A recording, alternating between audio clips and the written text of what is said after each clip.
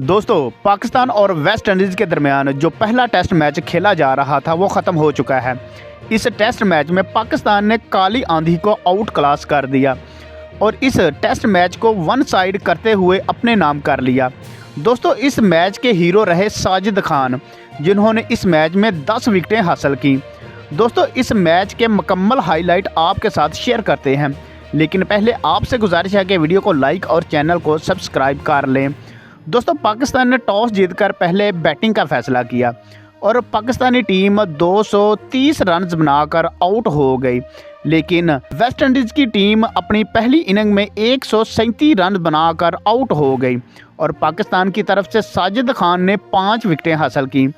दोस्तों, पाकिस्तान अपनी दूसरी इनिंग में 157 रन्स बनाकर ऑल आउट हो गई, लेकिन दोस्तों वेस्ट इंडीज़ की टीम दूसरी इनिंग में एक बार फिर नाकाम हुई और 127 रन्स बनाकर ऑल आउट हो गई। दूसरी इनिंग में भी साजिद खान ने काली आंधी का सारा गुरूर खाक में मिला दिया और काली आंधी को तिगनी का नाच नचाते रहे। दूसरी इनिंग में भी साजिद खान ने 5 विकेटें हासिल की और वो इस मैच में 10 विकेटें हासिल करके मैन ऑफ द मैच करार पाए। दोस्तों, अगर आप साजिद खान को पसंद करते हैं तो वीडियो को एक लाइक दिल से कर दें, चैनल को सब्सक्राइब करके एक अच्छा सा कमेंट साजिद खान के लिए कर दें।